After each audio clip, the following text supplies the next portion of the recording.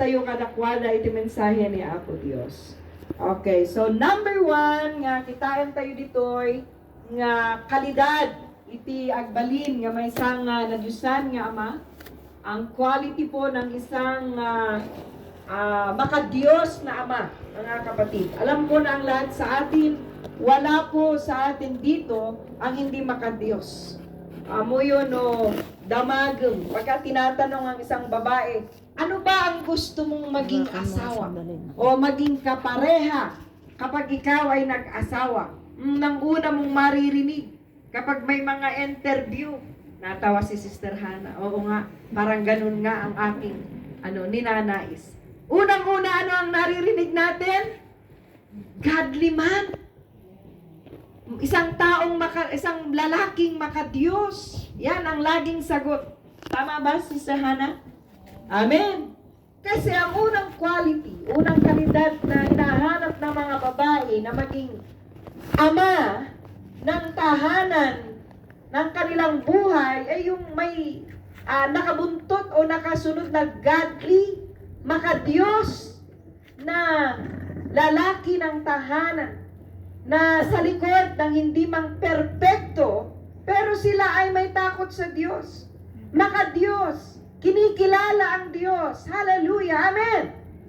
At meron naman na kahit di mo nakikita sa simbahan, meron din naman mga taong may takot din sa Diyos. Hindi pa siguro nga lang napapanahon na sila ay nakikita natin sa loob ng simbahan. Pero kung palalalimin natin ang ating pananampalataya, mga babaeng wala pa sa simbahan ng mga asawa, darating ang panahon, ang ating mga asawa ay uupo din sa loob ng samahan ng pakikinig ng salita ng ating Panginoon. Glory to His name. Amen? Pero tayo, na nandito na at may pagkakataong makinig ng salita ng Panginoon, ito po ang ating ifo-focus sa mga godly father. A godly father, sabi niya rito, loves God. Mahal niya ang Diyos. Totoong mahal niya. At hindi lang gagawin niyang may Diyos kapag kailangan niya ang Diyos, pero talagang mahal niya ang Diyos. Naiintindihan niya yung relationship ng isang ama sa isang ama sa langit. Hindi naman ho nalalayo yung pagiging isang ama ng ating Ama na Diyos sa langit, na laging inihahalimbawa ng Biblia sa atin, sa pagiging ama ng Diyos sa atin, ang pagiging ama ng isang ama na literal dito sa lupa. Hindi ho ba, amen? Nukit kitaan tayo ko nana, iti ama ay ayatin na dagiti anak. Iti ama panunutan na ti pagibagan iti anak. Di ba mababasa natin yan according to the Bible? Iti ama tayo iti langit sa napay pulos nga inidyan dagiti anak na. Hindi niya kailanman ang ama ay hindi nagpabaya sa mga anak niya. Sino ho bang mga anak niya? The churches. Ang iglesia sa mundong ito. Lagi niyang iniisip kung ano ang ikabubuti ng iglesia. Kung ano ang ikabubuti ng mananampalataya sa Kanya. Ang mga tao naligaw. Pero ginawa niya ng paraan, ibinigay niya ang ating Panginoong Jesucristo upang ang lahat ay magkaroon ng kalayaan. Magkaroon ng kalayaan maging anak ng Diyos. Maging ama natin siya. At binigyan niya nga tayo ng karapatan maging anak ng Diyos. John 1:12. Binigyan niya tayo ng karapating maging anak ng Diyos. Pag binanggit niya ang anak, meron tayong ama. Glory to His name. Amen? At ang ama na iyan, ang siyang unang naging halimbawa ng pagiging isang ama sa ating mga anak ng Diyos.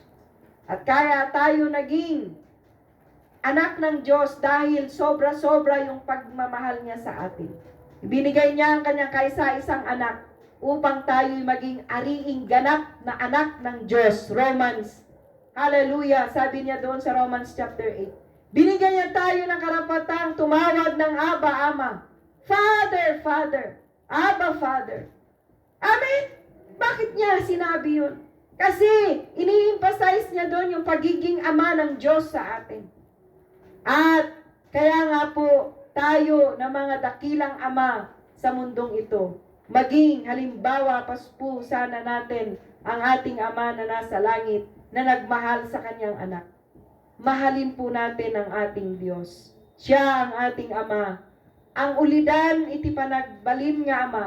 Ket datayo nga Ama, agbalin tayo kumapudpudno nga managayat iti Dios. A godly Father na nagmamahal sa Diyos Ama, madaydayaw iti Apo. Amen? So kung tayo ay Ama na may pagmamahal sa dakilang Diyos sa ating buhay. Pero bago po tayo pakalalim, basahin nga po natin yung Micah 6:8 ang ating text ngayong umaga. Kung kayo po ay may Biblia, pakibasa po ninyo sa mabilisan at yung maliwanag na pagkakabasa sa atin para po makita natin kung ano ang sinasabi niya doon. Okay? Sa Tagalog po, ang sabi niya rito sa Micah. Okay? May nakahanap na po ba? Si Sir Hannah, pakibasa, please.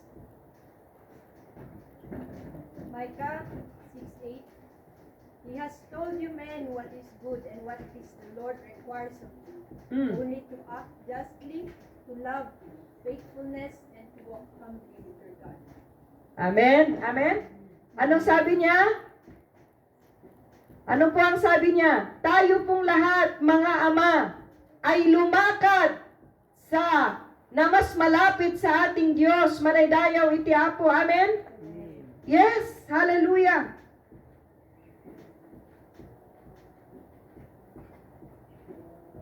Hallelujah. Napakabuti nga po ng ating Diyos.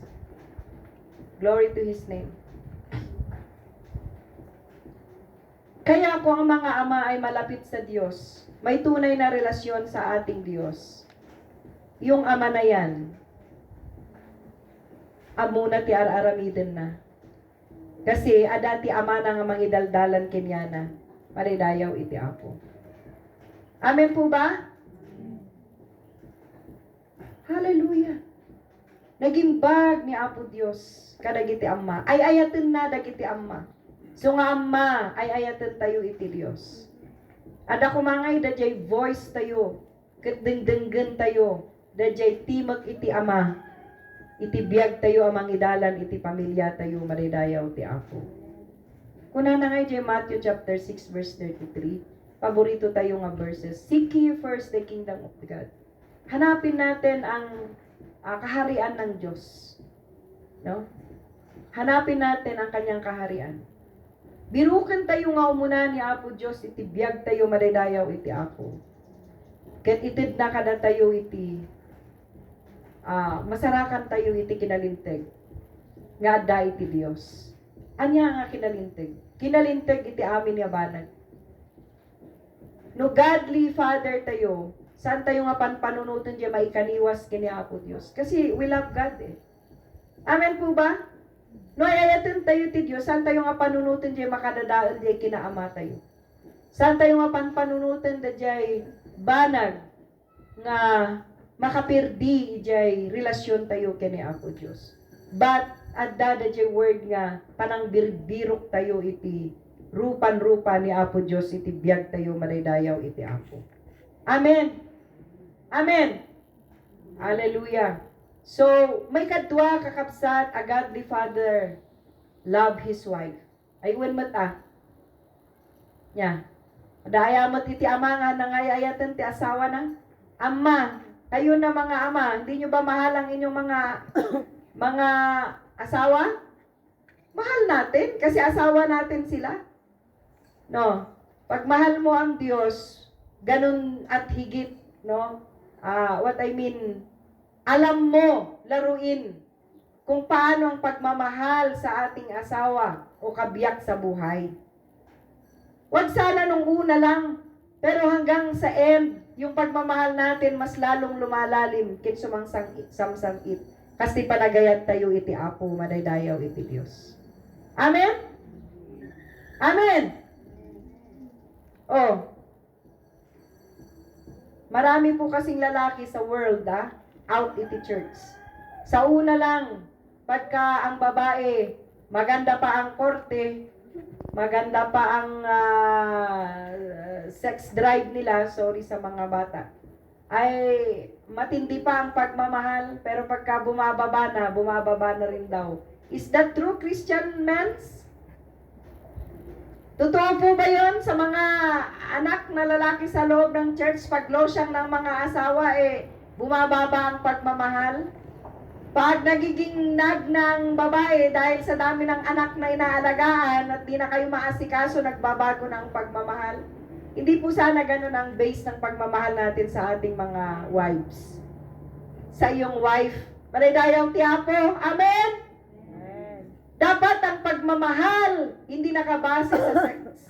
Because karamihan ng lalaki based on that term.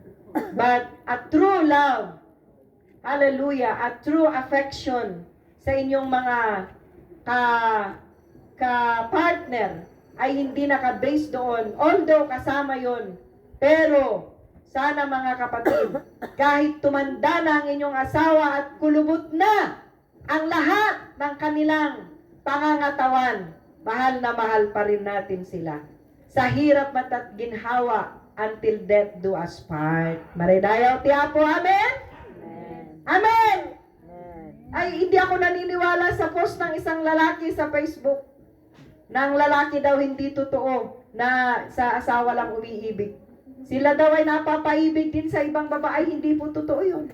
Kasinungalingan. Dahil kapag godly father at may takot sa Diyos, alam niya na binigyan siya ng asawa lang ang ibinigay para maging reyna ng kanyang mga mata sa habang buhay. Paridayaw iti Apo. Amen?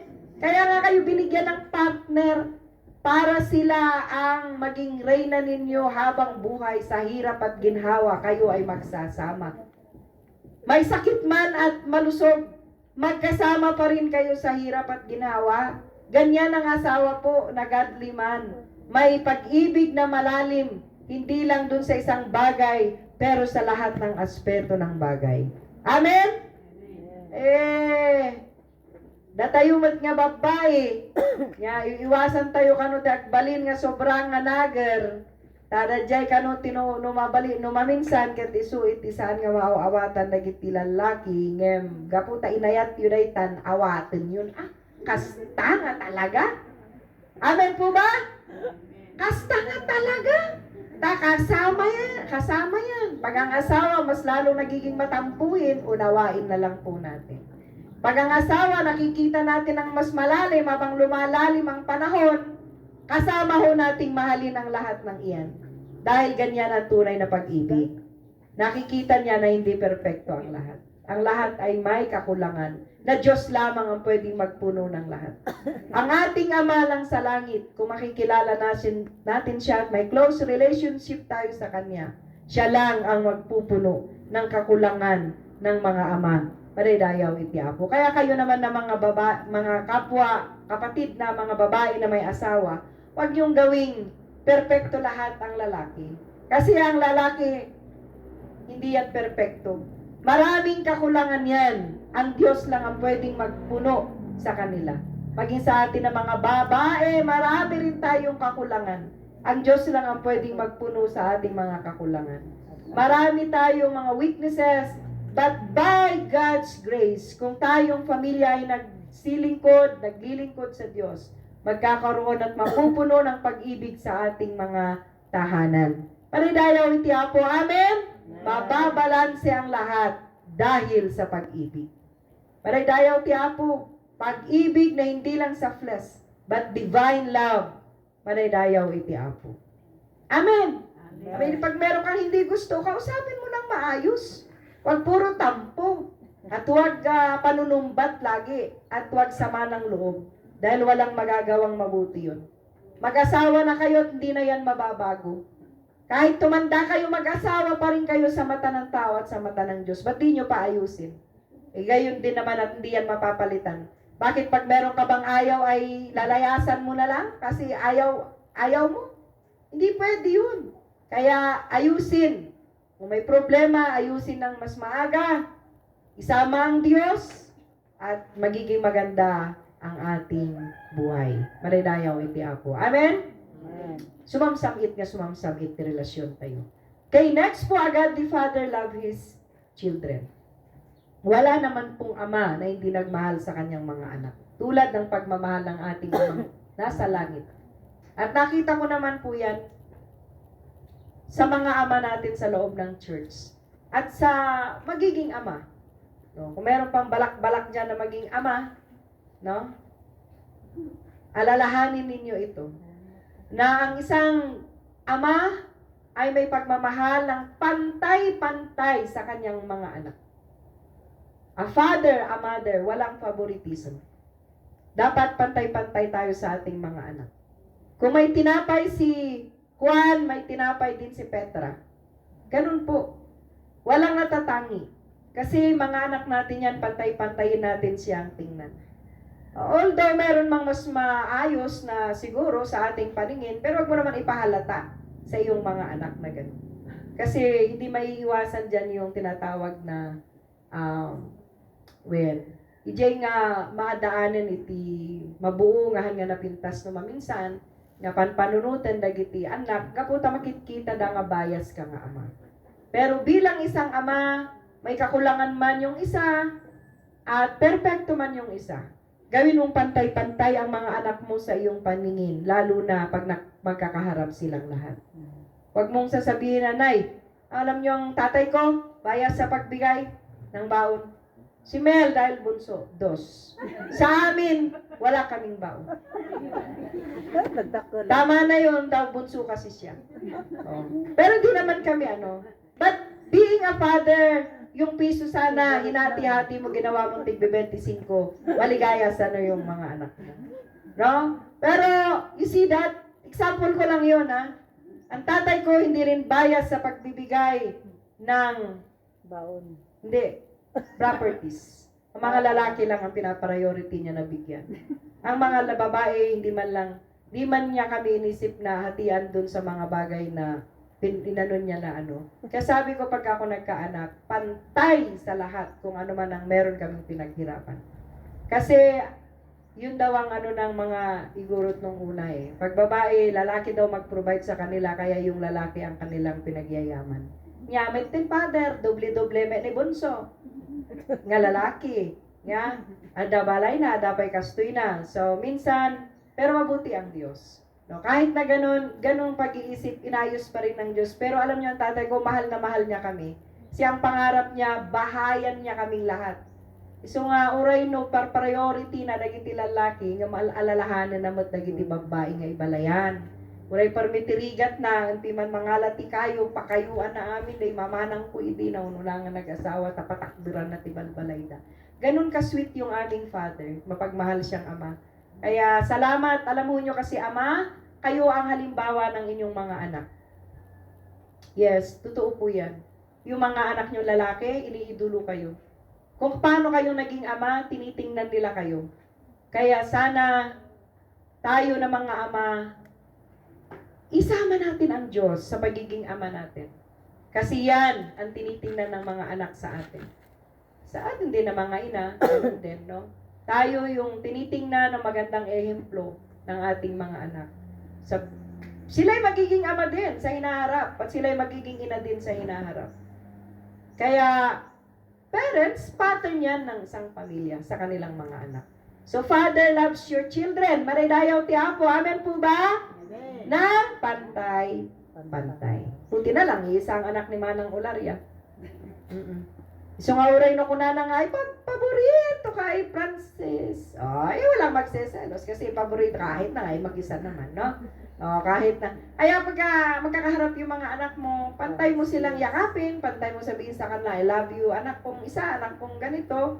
Mo ikikan tidakdak kaharap pa yung mas, kaharap pa. Binigyan ng 2. Kami, piso. Tapos sabi ng kapatid kong babae na nandiyan nakaupo sa likod, dus na ukak. Na kayo, piso ang das na yung kanya, kami piso lang. Mahalaga ho kayong 2 nung araw. Mahalaga yung piso. No, tapos, nakakatuwa lang kasi yung mga ama, paborito talaga nila yung mga bunsong Pero, hindi ho totoo yun. Pag tayo alam natin ang rules ng godly father, biblical way of parents, wala pong paborito. Lahat po kayo paborito namin ng mga anak. Amen? Mahal namin kayong lahat. Ikaw ba, Sister Jerlyn, may paborito ka ba? Magtapat ka. Ala naman. Pare Randy, may paborito ka ba? Ah? Jump. Manong Efren, may paborito ka ba? Sa iyong mga anak? May mas matimbang ba? Ay, meron. Honest. Honest siya, dalawa sila. Amen. Hindi, sa akin, honestly, mula nung ako'y nagsilang ng mga anak, pantay-pantay naman yung pakiramdam ko. Walang no? Kahit na merong mas nakakagawa, kumbaga mas nakakabigbigyan ng sakit ng ulo kaysa pero yung sa tingin, pantay pa rin yung pagmamahal mo sa kanila. Pantay pa rin.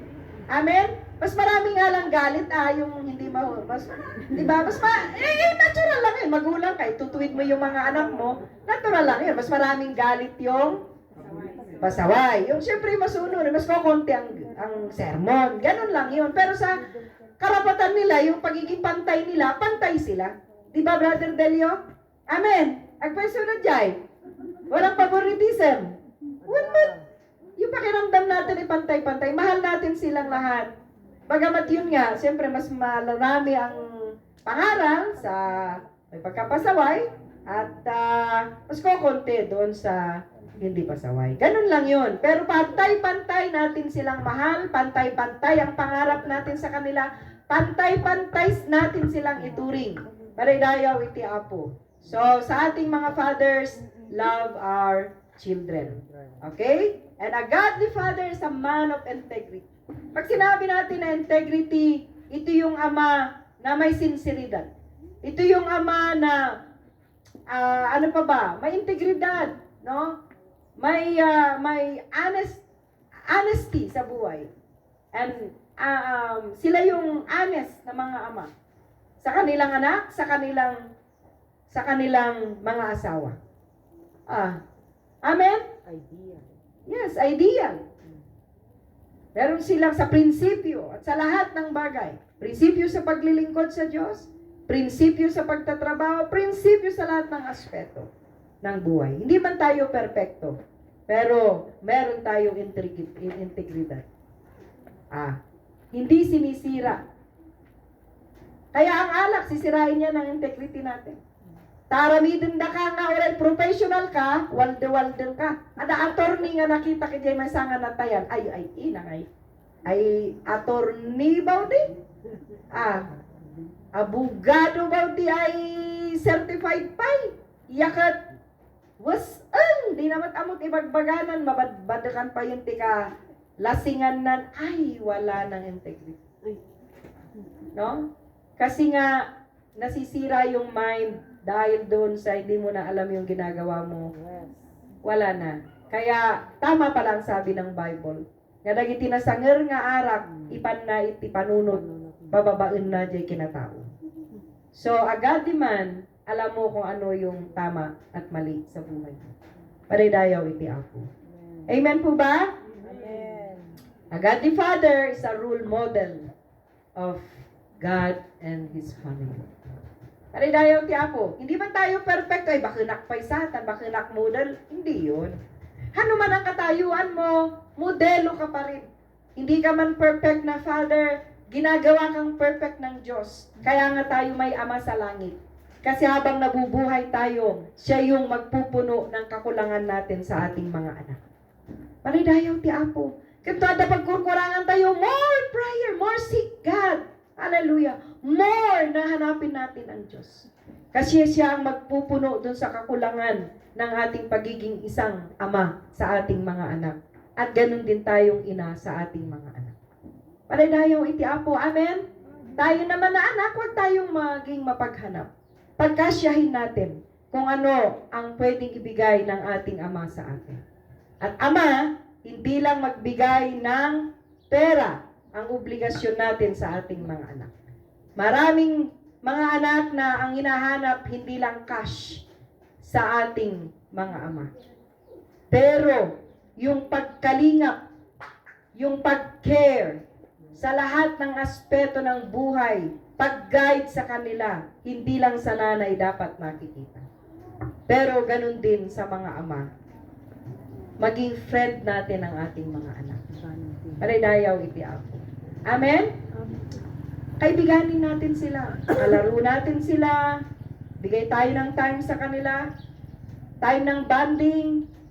Kung malalaki naman na sila, huwag naman sa pakikipag-una inuman ang bonding. Sa unbeliever, ganun ang bonding nila. Anak, shot tayo.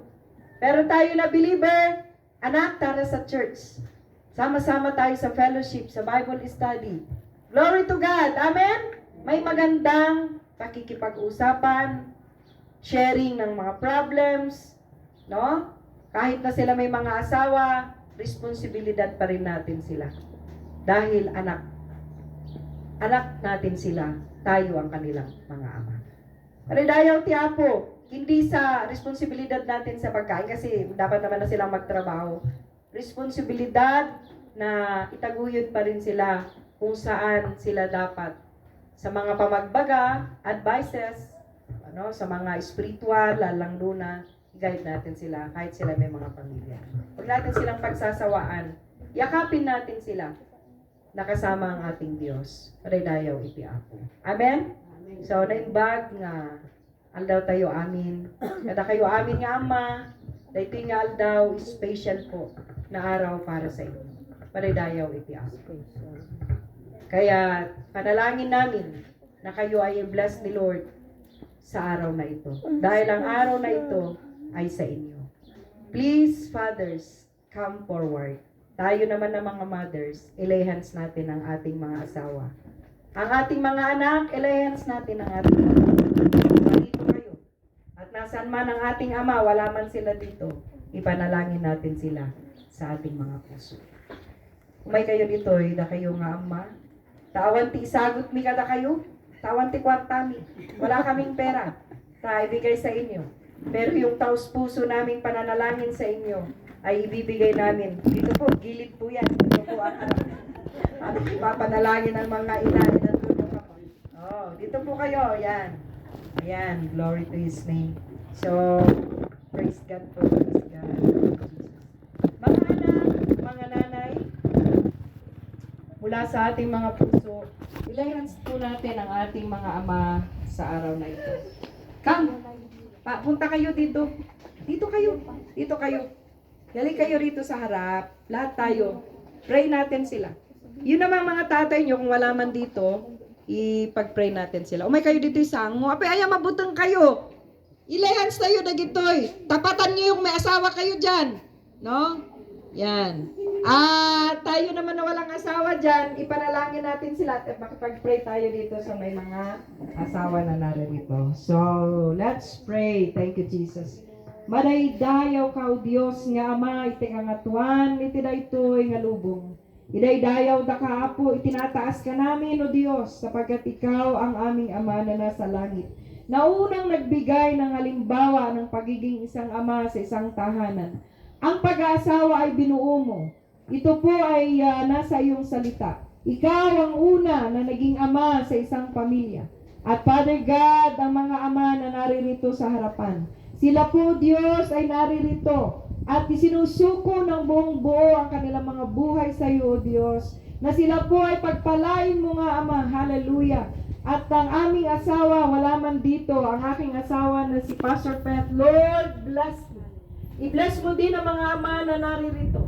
Ang mga ama na wala rito. Ang mga kapatid namin na ama na wala rito at di nakapunta, Lord, si Brother Emilio. Father, i-bless mo po, Lord, ang mga amang ito, God. Mula kay Brother Randy, Brother Joel, Manong Efren, Lord, Brother Delio. Lord, in the name of Jesus, inililehans po namin sila sa iyo sa pamamagitan ng pananampalataya. Ipapatong namin ang aming mga kamay sa kanila upang sila ay pagpalain mo, Lord, sa lahat ng aspeto ng kanilang mga buhay.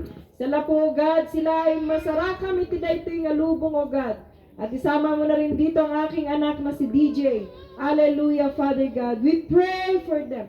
Hallelujah, upang sila po, Diyos, hallelujah, ay maging isang magandang halimbawa ng pagiging isa ang ama ng tahanan. Na Sila ay may takot sa iyo. Sila ay may magpagmamahal sa kanilang mga asawa, sa kanilang mga anak, at sila ay ama na may integridad. Hallelujah! At sila ay isang ama na modelo sa church na ito, sa lugar na ito, at sa dako pa, O Lord God, saan mang dako, O God. Gawin mo silang maging isang magandang halimbawa sa kanilang mga pananampalataya, Panginoon. I-bless mo ang kanilang buhay. Anyaman ti ka sa saad da, Apo Diyos. Abutin mo sila, Panginoon. Hallelujah, naman ang kanilang katayuan ay abutin mo sila, O Diyos. Ang kanilang kakulangan ay punuin mo sa pamamagitan ng iyong biyaya. Father God, hallelujah. We pray in the name of Jesus. Ano man, O Diyos, ang kailangan ng mga ama na ito, hindi ko maibibigay. Pero ikaw na ama na nasa langit, pwede mong ibigay sa kanila. Ang wisdom and knowledge, Lord, hallelujah, upang maitaguyod nila ang kanilang buong pamilya hanggang sa takdang oras at araw na ibinigay mo sa kanila sa lupang ito. Maging isang magandang halimbawa sila na may takot sa iyo na ama ng tahanan. Salamat sa kanilang mga buhay, O Diyos. Salamat, Lord, sa mga ama na ito. Pagpalain mo sila, O God, at dinadakila ka namin. Thank you for everything. Hallelujah. We bless your name. We bless your name. At pagpalain mo rin ang mga ina na naririto na nagpatong ng kanilang mga kamay sa mga asa-asawa nila at sa mga amang iba. Father, bless them, Lord. Gawin mong maging, hallelujah, karapat dapat sa iyong harapan ang mga tahanang naririto, O Diyos. Hallelujah. Dahil ikaw ang aming Diyos. Ikaw ang bumuo at nagpuno sa bawat isa sa amin. Thank you, Lord. Thank you, Lord. Holy Spirit, kanayon ka makikaadda, itinagtitingaan mi, itikan kanayon. Idahalan mo dagiti nga ama, Apo, itidaytoy Apo Diyos na church. At Lord, lahat ng ama ng church na ito ay pagpalain mo sa araw na ito. Thank you, Father. We bless you. We glorify your name. In Jesus' name. And Father God, sa umagang ito, salamat po sa pagkakatapos ng aming church. At dalangin namin, Lord, may I request, panalangin natin si Mother. 3 days na kasing hindi maganda ang kanyang tiyan. So, kagabi pa namin sana siya dadalhin sa ospital, pero nag-request siya na i-observe namin. Pero lahat na ng gamot ay ibinigay namin, lahat ng mga herbal, but hindi maganda ang kanyang tiyan. So, nagpapadala na siya ng hospital. Nag-text si DJ ngayon. So, let's pray for her. In the name of Jesus, we pray for Yes, Mama Lord. right now. Hallelujah. Ano man po, God, ang Yes, mga Father umaatake God. nito sa kanyang tiyan, O God. Yes, Lord, itinataas namin sa iyo Yes, Father. ang aming nanay. Panginoon, Yes, siya po, O God, ay hallelujah. pagalingin mo. Gamitin mo ang mga doktor Yes, sa isang Lord. ospital. Upang siya, O God, ay paghusayin ang kanyang salunat Yes, according Lord, to your O will. God. Mangyari Hallelujah. nawa, O God, ang iyong kalooban sa aming ina. Mapasigla at maibalik ang pangangatawan niyang physical. Father God, hallelujah. At ibalik mo yung nawalan niyang health. Yes, Hallelujah, na Lord. hindi kayang ibigay ng Pedialyte, ng mga pinainom namin, O God, na pang-replace, O God, Yes, ng mga Lord. tubig sa kanyang katawan. Mga gamot, Panginoon, na hindi umubra sa kanya.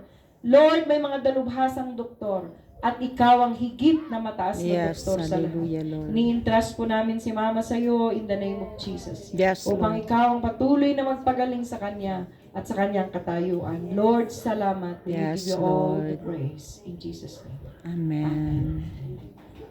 Bless mo rin po ang aming mga kids sa araw na Yes, ito at ang aming Lord. mga young people. Maraming salamat, Panginoon, sa araw na ito at sa pagkakatapos ng aming serbisyo. Binibigay po namin sa iyo ang lahat ng pagpapasalamat sa pangalan Yes, ng Lord. aming Panginoon Hallelujah, Jesus. Lord. Amen and amen. Amen. Okay, God bless everyone. Niya po Diyos bendisyon na tayo anak. At dati, niluto po manihana ijay nga Graham, adamot tidikat ijay nga naluto, orayin nyo basit. Tag merienda tayo kakapsat. Kaya pasensya kayo, kayo nga mataning, mapangkakay kita ni Mother, tayo panibas sa Diyos.